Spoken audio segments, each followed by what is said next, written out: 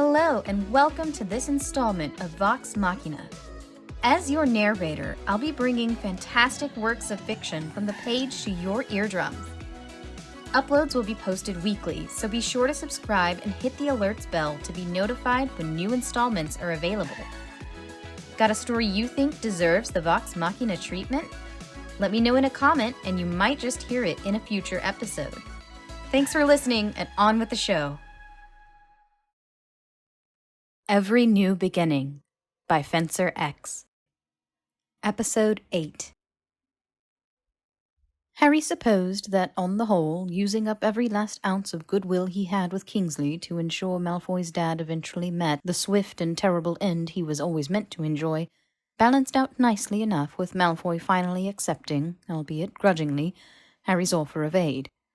He therefore decided to pour himself wholly into helping Malfoy avoid his ignominious fate, prioritizing sorting out Malfoy's future over all other distractions.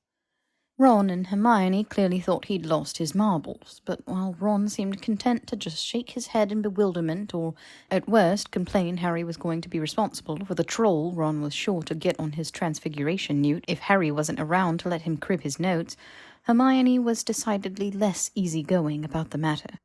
She'd stopped moaning about Harry's meddling with the timeline at least, but her irritation with Harry for skiving off Ouroboros research had not been tempered. "It's as if you don't want to go back at all," she'd accused sharply one evening, with Harry halfway out the portrait heading for the 7th floor. "It's not right, Harry. Expecting me to do all this research for you on top of my studies when you're flitting off to do God knows what with Malfoy most every night." And that accusation had caused more than a few heads in the common room to snap around, suddenly curious.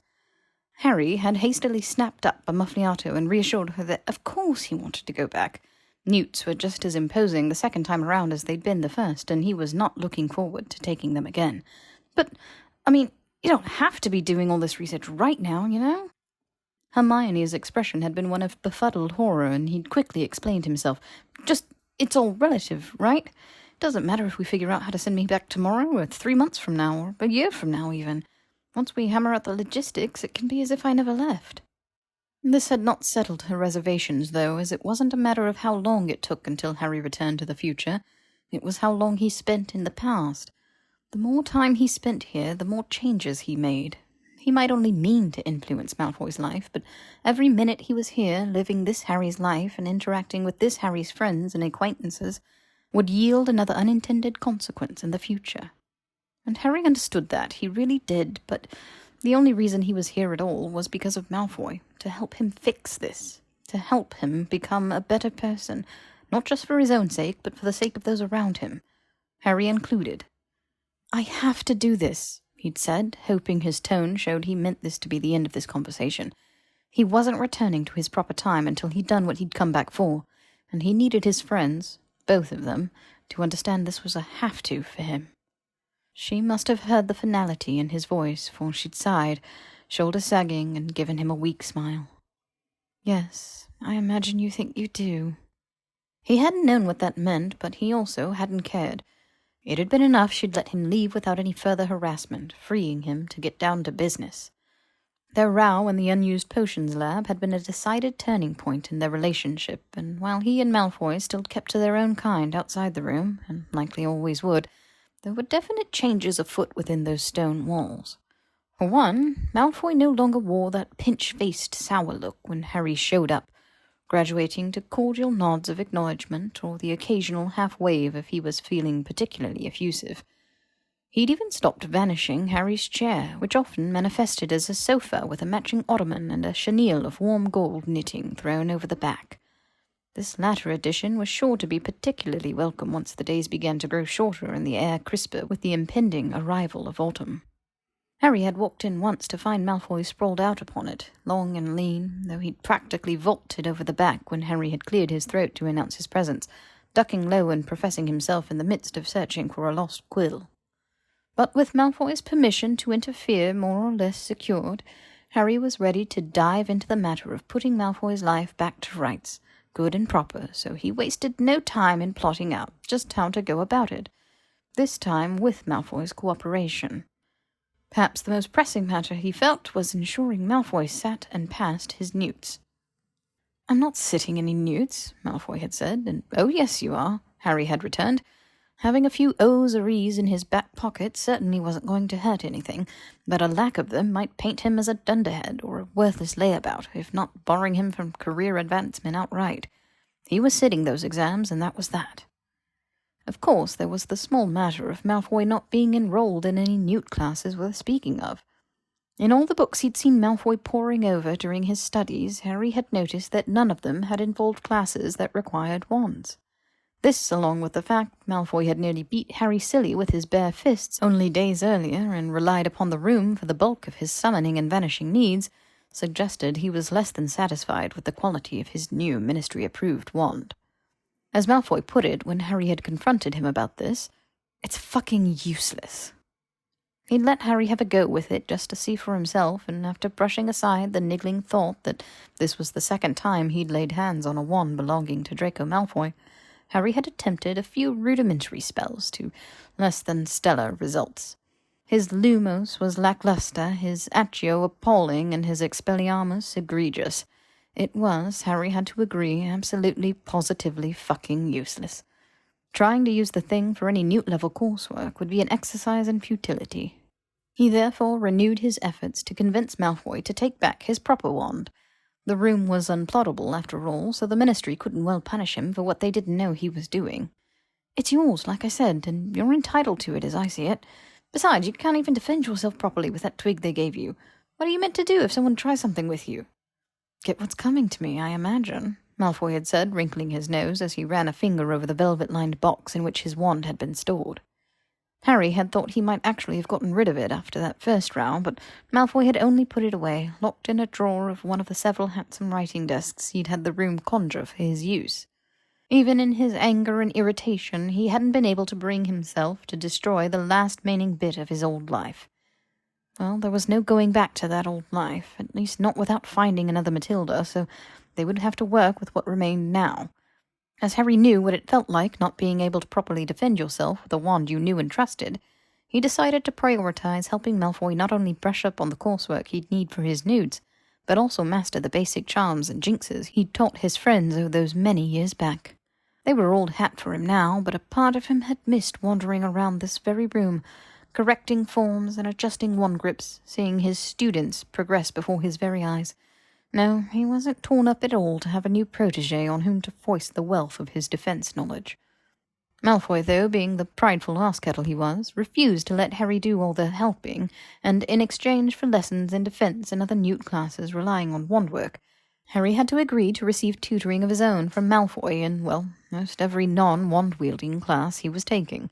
Granted, it was not so terribly difficult a concession to make. It soothed Malfoy's bruised ego to feel like this was a give-and-take relationship, and admittedly Harry found he could use the refresher.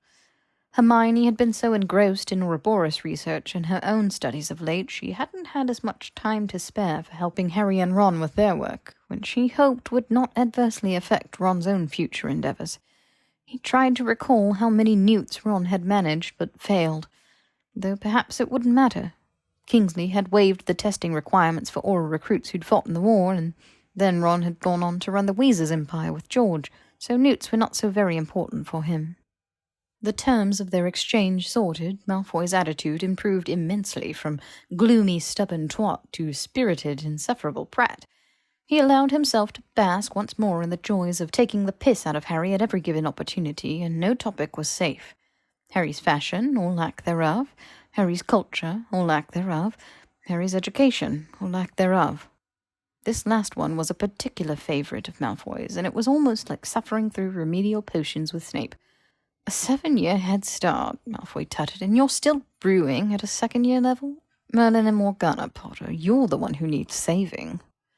Harry vanished the remains of the lovely pewter cauldron the room had supplied them, now melted into an unrecognizable ingot of metal coated in the burnt dregs of the Wiggenweld potion he'd been working on for the past half-hour. This was, he supposed, what happened when he tried to coach Malfoy through the casting of a protogototalum while simultaneously monitoring the final stages of a brew. Neither turned out the way it was meant to. "Well, I'm an Auror," Harry reminded hotly, embarrassment pinking his cheeks and ears. "We have potions analysts and whatnot for this sort of dry bench work." He wasn't even entirely sure why he was retaking his potions newt. He hadn't needed it to apply to the auras, and he couldn't think of a single instance in 5+ years on the force in which he'd actually needed any concoction he couldn't just as easily purchase from Slug and Jiggers. Malfoy was unmoved by Harry's protestations, though, abandoning his shield charm practice and sinking into a freshly conjured armchair with as smugly superior a look as he'd ever worn. Now, Potter, no need to fret so. I'm only teasing. He drew figures in the air with his wand, ghostly apparitions of koi fish springing from the tip to swim lazily overhead for his amusement. Harry wondered idly what form his Patronus took.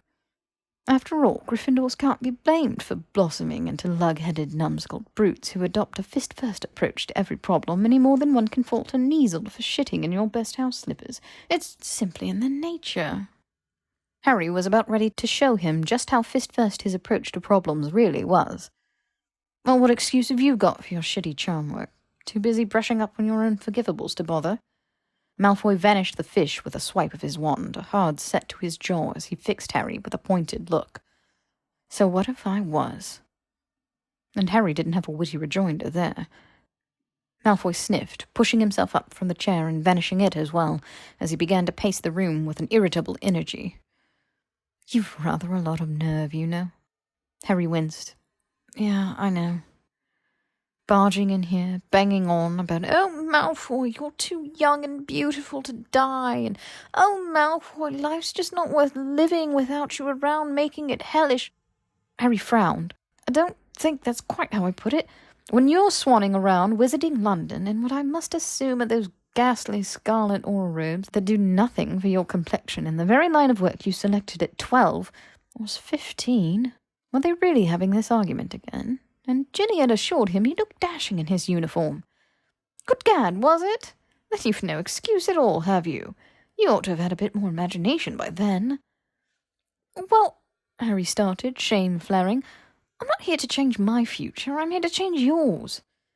What a waste, Malfoy scoffed. There's no rule saying you can't do both, is there? I mean, just think of all the impressionable young Gryffindors who come after you, convinced they've no choice but to go into public service. He gave an exaggerated shudder. Don't you want to set a good example? Show them they can dream a little bigger? Fine, Harry said, pasting on a thin smile. We'll find me a new line of work just as soon as we found one for you. Malfoy's lip curled. I don't believe you. And that hurts, Malfoy. It really does. Harry laid a hand on his chest, pulling the most pained expression he could manage, then rolled his eyes and lifted his wand to the ready. Now, since you evidently feel you've had enough practice with your shield charm, how about a test? The proctor only tested the charm strength against an impedimenta of the defense owl, but I'm sure it was something with a bit more punch from I knew. Let's try a blasting curse. What? Let's not! Malfoy squawked, stumbling backwards and grabbing the nearest bit of furniture at hand, a decorative three-legged side table, to brandish in Harry's direction. Harry let his wand drop back to his side, shoulders slumped as he sighed. You're not even trying with these lessons, Malfoy. If you think the difficulty is beyond you, it most certainly is not. Well, then what? Harry held his arms out. I may not be a professor, but I have taught others these spells before. I know what I'm doing. And I know you've got the skill to manage them, so if you're not nailing this magic, I'm inclined to believe it's because you don't want to. Malfoy's cheeks went pink and his jaw stiffened. How fucking dare you? Because I've got a lot of nerve, remember? He shook his head, shuffling over to the hideous lime-green divan.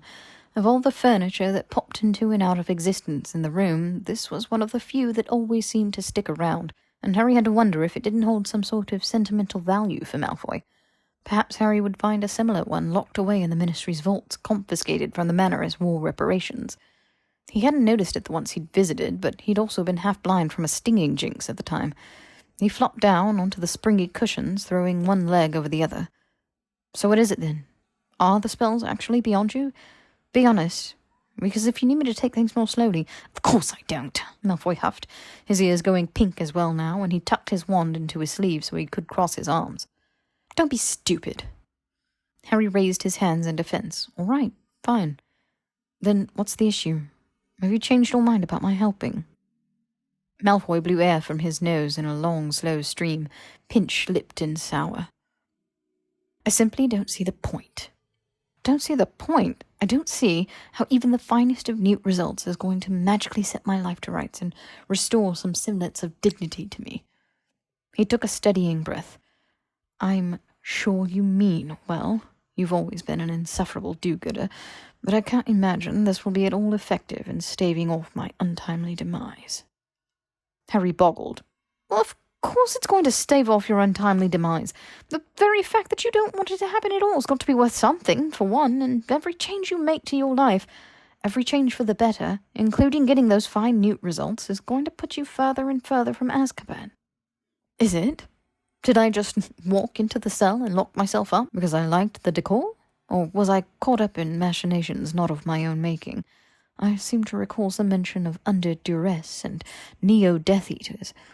I'll accept I've got to bear the bulk of the responsibility for my actions, but are you telling me there were no events outside my control that might have sent me slipping down the slope to the kissing chamber? And he had something of a point. Harry swallowed. Well, we aren't going to let it come to that. Oh, we aren't, are we? No, because you're going to be untouchable. Untouchable. Malfoy frowned, though there was a little twitch to his brow that betrayed his curiosity, and Harry leapt on it. They only tapped you because you were an easy mark. You were desperate, you were unwanted. They could play you, pressure you, and they did. You had more to lose not giving in to them than to gain. All we have to do is get you set up where you're useless to them, where they'd risk too much going after you as a patsy to handle their dirty work. That's all you ever were to them, you know? Cannon fodder. Malfoy made a face. If you think making me feel common's going to win you any points in my book. Harry found he could give two shits about winning points. It's not just about earning good marks or how many newts you get. It's about goals and achievements. It's about making you feel like you're worth something. To yourself.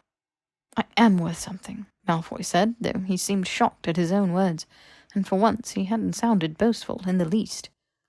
Harry nodded. A bit of self-affirmation never hurt anyone. Yeah, you are. Or else I wouldn't be here, would I?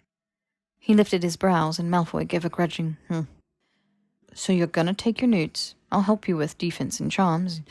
You've already got potions handled yourself, and between the two of us we can probably manage transfiguration prep. Herbology... He frowned. It wasn't a favourite of his, and he didn't think Malfoy was taking it either. Maybe we could get Neville to put together a study guide for herbology? Malfoy gave an exaggerated shiver, shaking his head.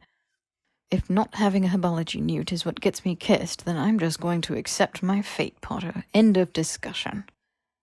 It wasn't the end of the discussion as far as Harry was concerned, but he understood he needed to pick his battles with Malfoy, and this was one that could be rejoined later. Fine. Forget schoolwork for a bit. Do you have any... He made a vague gesture with his hands. I don't know, ideas? About what you'd like to do with your life now? Malfoy arched one lacy white brow, reclining back against a handsome ebony escritoire that had materialized just in time to accept his weight. He seemed to have a thing for fine office furniture, Harry was beginning to note. What I'd like to do? Or what I can do? Harry supposed he had a point. There was a difference, especially for someone in Malfoy's shoes. Like, then. If he was going to stand there and accuse Harry of thinking small, he ought to be prepared to demonstrate a bit of grandiose fantasizing of his own. If you could do anything your shriveled little black Slytherin heart desired, what would it be? The moment he spoke, he knew he ought to have rephrased himself, for Malfoy got a nasty glint in his eye and donned a curling grin. Something involving a white sand beach with grains like powder, a bed of rose petals under a breezy cabana. I burn easily, you know, and some exquisite someone or other whose name I'd struggle to recall holding a coconut drink for me to sip upon. Clothing optional. Harry's eyes nearly rolled out of his head, and he rubbed tiredly at his temples. Fine, what you can do. Malfoy shrugged. Your guess is as good as mine. Harry made an irritated sound in the back of his throat, silently reminding himself this was what Malfoy did when he felt threatened, tried to be as difficult as possible so people just gave up and left him alone. He'd done it in Azkaban, keeping Harry at arm's length with his sharp tongue, and he was attempting to do so again here. Well, if Malfoy wasn't going to make suggestions, then Harry would. He tapped his chin. You know, they are relaxing the enlistment criteria for new Auror recruits. Absolutely not, Malfoy shrieked, aghast. Come on, sure you have a dodgy record, and you may not think highly of the DMLE, but I know they're desperate for recruits after the war. They let Nigel Walpert into training even. If you're not familiar with good old Nigel, well, he's about yay high. Harry held a hand just at his kneecap, and has all the stoic gravitas of a drowned cat. So you'd be a standout as far as they're concerned. Plus, he was pretty sure Robards would take to Malfoy once the matter of his wartime actions was put to bed, and Harry'd help out with that. Robards liked people who gave back as much shit as they took, or at least Harry was pretty sure he did. It was the only explanation for why Harry still had his badge. On closer consideration, perhaps he only liked Harry because he, usually, closed cases. Or perhaps Harry's ongoing employment was merely a personal favour to the minister. Fuck, that actually sounded plausible. God, was he actually bad at his job? No, that was a crisis to be dealt with at a later point. Just think about it, will you? Maybe they'd even make us partners. Ron and I were a team for the first few months after graduating from training, but he dropped out to help George run the shop, and it wasn't half as fun after that. You can't say it'd be dull, at least. Malfoy was still gaping at him like he'd grown a second head, and it took another beat before he seemed to recall himself, lip curling defensively as he raked Harry with a scathing look. I'm not sure if I'm more astounded you think I'd want anything to do with the very brutes who've made a mockery of my family and its estate in the wake of the war, as if we haven't suffered enough already, or that you'd think the two of us pairing up would be anything but an unmitigated disaster. He frowned in concern, straightening. Are you concussed? You sound concussed. Are you certain that cushioning charm was properly cast? Yes, I'm certain the cushioning charm was properly cast, Harry groused, though he was still going to have a bruise on his cheek from the tumble he'd taken after Malfoy's knockback jinx had caught him during their earlier defense practice session. He'd need to keep his wits about him in the future, even though Malfoy was but an amateur. And it's a career track with a steady income, benefits for security, and a chance to give something back to a community you, let's face it, played no small part in trying to bring down. Malfoy's face got that nasty pinched look it always did when Harry'd said something he didn't want to admit was true. And as for the second bit, well, we've managed all right in here, haven't we? Nothing more serious than a few bruises and scrapes that neither of us meant to inflict. That's promising, isn't it? I've been training you up a bit now, a little more shine on you, and I reckon you'll be on par with most any other greenhorn. With my experience, I could probably pull your weight, till you found your bearings at least. And now Malfoy was looking at him funny, like he was trying to pick him apart, a little confused, a little curious, a little frightened even. You're serious? Harry gave a dry, huffing little nervous chuckle. Perhaps they weren't on the same page in this conversation. Should I not be? No, Malfoy said, matter-of-factly. You shouldn't. Not about this. It's ridiculous. I'm not going to be an Auror. You could be. I told you, they're relaxing the criteria that have to be met by anyone looking to apply to the recruitment program. Malfoy scoffed. That means they're letting in the brainless fools who decided they'd rather risk their necks taking on werewolves and giants and crazed convicted murderers than sit their newts. They aren't inviting Death Eaters. Harry bit back the urge to remind Malfoy that several of those brainless fools had been his closest friends, nearly family, and it was their brave sacrifices that had given Harry the nudge necessary to help him carry out his final task. You aren't a Death Eater, he said instead, because sometimes it sounded like Malfoy forgot. Not anymore. No? The lilt in his tone was accusing. Even if I had half a mind to throw my hat into that cretinous ring, and I don't, let's make that clear, I don't even have a smidgen of a mind, Shacklebolt and his ilk would take one look at this. He yanked his sleeve up to his elbow, burying his dark mark and threat, and tossed me into the Thames. They'd never tolerate someone like me amongst their ranks. Kingsley's not like that. He can be talked around. He's one of the good ones, whatever you might think. However good you may believe him to be, I can't imagine he's going to just bend over backwards to do any more favours for you, Saviour or no. And this would be a favour of the highest order, because let me tell you from experience, no one likes the person who had to buy his way onto a team, no matter how fine the brooms his father donated might be. It's not buying your way on— It is, Malfoy said, insistent. And Shacklebolt, if he's half the Minister for Magic you talk him up to be, will prioritise the smooth running of his Department of Magical Law Enforcement and force morale over the crop-eyed requests of the boy who lived. So don't waste your political capital on this battle. I can assure you I'm not worth it. And that was rich, coming from someone who just boasted he was worth something. Still, it's not about worth. Harry huffed, beyond tired of Malfoy's dour attitude. Would he never dig deep enough to unearth the conceited prig who'd stalked the Hogwarts corridors like he owned them? It's about doing something worthwhile. About making something of yourself. Look, he shifted forward on the cushions, elbows settled on his knees. You want to restore your image, eh? Want people to respect your name again, respect you? He nodded to Malfoy's left arm. Be able to look beyond that. Then this is how you do it. By putting yourself out there, demanding to be taken seriously in a grand gesture. You don't duck your head and slink into the shadows and let people form their own opinions about you. You drive the conversation. You tell them who you are. He was playing to Malfoy's pride, trying to tease it out, but Malfoy was keen to his games by now and gave a practiced sneer. Indeed, make a grand gesture. That's all there is to it. And it would hurt nothing that this gesture would be made at the side of the Saviour, right? As your partner, wasn't it? He began to tick items off on his fingers. First, you plan to use your leverage to put me on the force over what would be more than understandable objections. Then you say you'll compensate for what is sure to be my subpar skills in defense by covering for me. And finally, you'll lean on your blinding brilliance and the public's adoration to distract from the dark clouds surrounding me. I told you, I'm not going to be your project, Potter. And now Harry understood Malfoy's urge to conjure furniture just to destroy it. I'm not making a project out of you. I'm offering you help, like you said you'd accept. I said no such thing. I said you were welcome to meddle all you liked. I never suggested I'd let you live my life for me. Harry only just held back from spitting. At least then you'd have a life to live. He made himself count to 5 in his head. 10 might have been better, but that was asking too much of Harry and his temper just now. I'm not trying to do that. I'm only showing you that you have options. More than you might have thought, because I'm willing to go to bat for you. I don't give a shit about political capital. I give a shit about this. If you don't want my help this way, then fine, all right.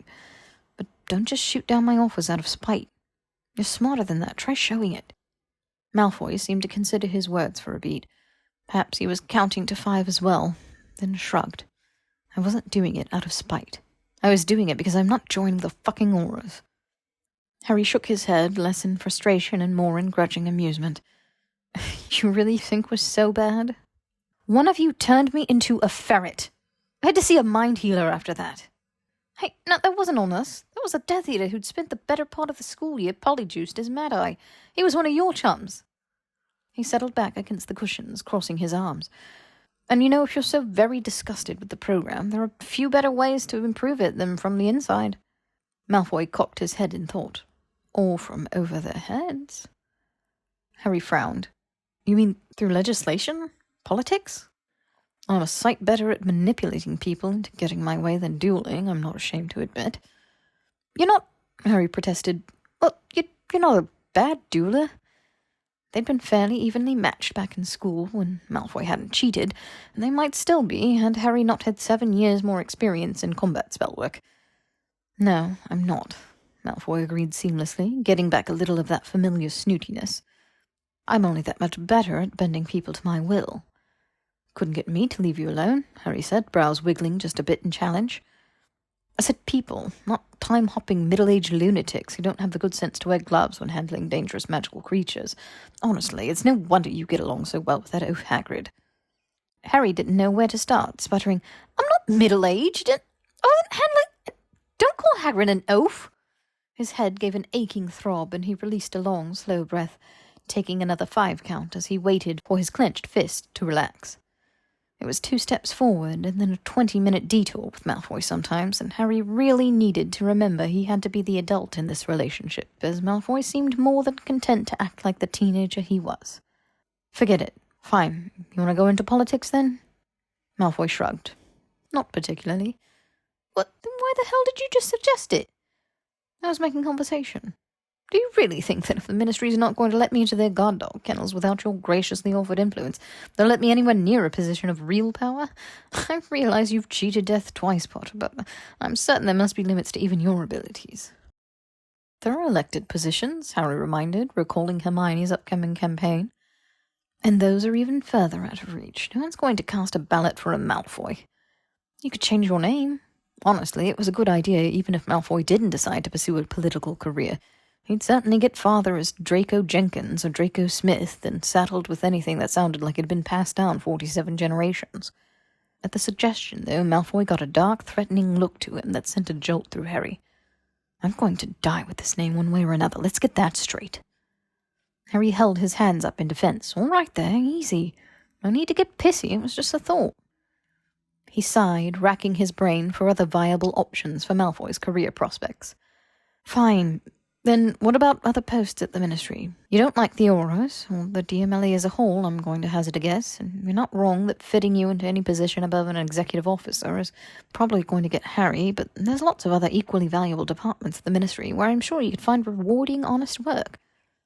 Malfoy was giving him a strange look, a bit disgusted, a bit horrified, if Harry had to describe it. Merlin, if there are any doubts in my mind, you were a government-employed hack approaching 30. That spiel just dispelled them. Piss off, I'm serious. Listen. He shifted forward again, wringing his hands as he locked eyes with Malfoy. I know you've got your pride, and I know this entire situation galls you fiercely, not least of all because it's me here telling you all this. I know that, given your druthers, you'd be doing this on your own, and doing it damn well. And maybe just knowing how things go wrong is enough to help you ensure the future I'm from never comes to pass. But I don't expect you want to stake your life, quite literally, on anything less than a sure thing. And I'm a sure thing. You don't have a high opinion of the Ministry, I get that, but that's really about the only place I've got any pull, so you ought to take advantage of it. Harness that Slytherin ambition to capitalize on any foothold you can find and use it. Malfoy's lips twisted and his sharp grey eyes skittered up and down Harry with what looked to be bordering on appreciation. The boy who lived likes to be used. Now there's a tasty new morsel to sell to Skeeter. Malfoy, Harry warned, because he needed this childish pissing about to stop. Harry had a job to do, and he meant to do it. Malfoy rolled his eyes. It's bad enough I'm letting you tutor me like I'm earning failing marks because I'm thick and haven't simply been bureaucratically shut out of an education. I don't need the spectre of made his way into his position on Harry Potter's coattails haunting me for the rest of my days. Harry wanted to pull his hair out. You're going to have to accept you'll need someone to vouch for you. I'll accept no such thing. You want to teach me a few nasty jinxes? I'm all ears. But I'm through incurring debts. It's only another way for people to hold power over you. Besides, if I'm going to have to bend my head and earn a paycheck like a common labourer, it certainly won't be to lick some ministry knob's boots. God, Harry had nearly forgotten how dramatic Malfoy could be, but then his words sparked a thought. Right, you don't want to answer to anyone at the Ministry, or take advantage of my influence? Then how about the Unspeakables? Malfoy squinted. Aren't they Ministry employees? Technically, yes, but the Department of Mysteries has rather a lot of independence. It doesn't answer to the DMLE for one, and even the Minister for Magic lacks the authority to interfere in its running. Which means you can't get them to consider me for a position. No, probably not. Which might be for the best. My friend and I kind of wrecked a lot of stuff in some of the labs back in 5th year, and I think they're still pissed off with me for it. F's strident lecturing rang in his ears. Yeah, they weren't best pleased with Harry Potter down on level 9. Though it's mostly research, from what I understand, and fields so esoteric only an utter swot would really ever be satisfied there, I expect. He frowned to himself. He didn't really know where Malfoy's interest lay beyond potioneering, so perhaps this had been an unwelcome suggestion to begin with. I'm surprised Granger's not one then, in that case. Harry ignored the thinly veiled insult, as Malfoy actually seemed to be mulling the thought over. He tried to picture Malfoy in the Unspeakable's formless robes with his facial features charmed beyond recognition. One thing was for certain, Unspeakable Im wouldn't have been any more a treat to partner with than Unspeakable F had been. Research, you say? In what fields? Harry squinted in thought, trying to recall his brief visit. I'm not sure of everything they study, but I know they've got dedicated rooms for studying life and death and love and thought, the soul, space and time. Time. Malfoy narrowed his gaze suspiciously. Why haven't you consulted with the Unspeakables to get yourself sorted in that case? I know you've made a habit of relying upon Granger to get you out of jams in the past, but surely they'll be more familiar with this beast you got bitten by than any Hogwarts student might. Yeah, probably," Harry allowed, shifting uncomfortably. He was reminded now of Hermione's pinch-faced pleas for Harry to leave off nosing about in Malfoy's business and focus more on getting himself back to his proper time. "I do mean to. We've hit something of a roadblock in our research, so it'll probably come to that." Malfoy lifted a brow. "But? Well, I've kind of got some business to attend to first, haven't I? Or else the whole trip will have been a wash." His meaning seemed to dawn on Malfoy, the tension across his shoulders easing as he said, "Oh." An awkward beat passed, and Harry regretted having explained himself at all. Now it felt like he was putting undue pressure on Malfoy to make this worth it, which would do nothing to help his already shaky self-esteem. He was never going to get back to the pompous arsey git he'd been before at this rate, and to his great surprise, Harry wanted that git back. He was a project, but not the way Malfoy thought. Harry had had 7 whole years to grow out of hating Malfoy, if he'd ever really hated him to begin with. He definitely recalled wanting to throttle him on a few occasions, and he hadn't cast Sectum Sempra on a lark. But it hadn't been hate. Hate had been reserved for the people who'd taken things from him. Voldemort, Lestrange, even Snape still on some days, and Dumbledore even once in a blue moon. Malfoy had been a chore, a small-minded prick who'd lived his whole life in a tiny pond and thought that made him big instead of just trapped. So no, he didn't hate Malfoy, and while he still had a hair-triggered temper when pushed, and Malfoy knew just how and where and when to push, it was easier now to see that it had largely been ego and stubbornness that had had them at odds in the first place. 7 years wasn't much in the grand scheme of things, but it was 7 years more time he'd had to learn to tame those poor qualities, work around them, master them. Malfoy was still finding his feet, so Harry could try and practice a bit of patience. He wanted this to work, was going to make it work, but he was fine doing it on Malfoy's terms, so long as the outcome was acceptable. If it resulted in Malfoy living to a ripe old age, deservedly, then what difference did it make how they got there? Be it through the Auror ranks or behind an unspeakable's glamour, or even performing janitorial duties at St. Mungo's. If that was what Malfoy set his heart on, Harry would help where he could. He nodded. "Fine. All right. You don't want to work in the Ministry? Then you won't work in the Ministry. We'll just find something else for you." Malfoy gave him a long, wry look, hopping up onto the desk and crossing his legs at the ankle. "You do realize this might all be for naught, right?" He waved a hand around the room. "Perhaps this is an entirely different timeline from the one you hail. Maybe here I'm meant to die in a different fashion altogether. No Azkaban or Dementors in sight. Perhaps I never even make it out of school. Maybe I slip and fall down one of the moving staircases and crack my skull open upon the flagstones this very night." He lifted his brows, darkly amused. "And then won't you feel foolish?" Harry watched him, the way he pointed and relaxed his toes, bouncing his legs absently. Were that to happen, Harry knew he'd feel a lot of things, and foolish wouldn't really be one of them. "Yeah, maybe," he allowed. "But it'll still have been worth it." Was all Malfoy said. They returned to their studies for the remainder of the evening, working up to just minutes before curfew would be called, because Harry had been bound and determined to see Malfoy master a Protego duo, even if Harry's next attempt at successfully brewing a Wiggenweld potion would have to wait for another evening. The lamp soon flashed in warning that curfew was imminent, though, so they packed away their belongings and made for the door. Malfoy was adjusting the strap of his school bag at his shoulder when Harry cleared his throat softly. Good job today. Your charm work's coming along nicely." "Of course it is, now I'm not using baby's first wand." Malfoy gave him a crooked half-smile. "Your potions work is still shit." "Maybe I've got a shitty tutor."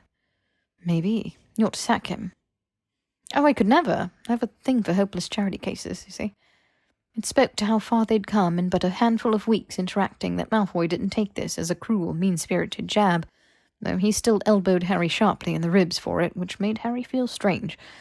It was the sort of thing you did when your best mate was talking out of his arse, just to rile you up for a bit of fun. He and Ron had done it almost on the daily once upon a time. It was odd to be doing it with Malfoy now. Hasn't the poor fellow suffered enough? Malfoy gave him a half-wave. "Evening, Potter." "Evening, Malfoy." "Hey!" Malfoy stopped, angling his body just enough to catch Harry out of the corner of his eye, a brow lifted in question. "Just, watch your step, maybe, you know?" Harry nodded toward the far end of the hall and the stairwell beyond. On your way back down to the dungeons. Malfoy turned to face him full, giving him a funny look. I only don't want to feel foolish, of course. Malfoy raked him from top to bottom in judging amusement before snorting softly. Too late, Potter, and continuing on down the corridor with long, swift strides.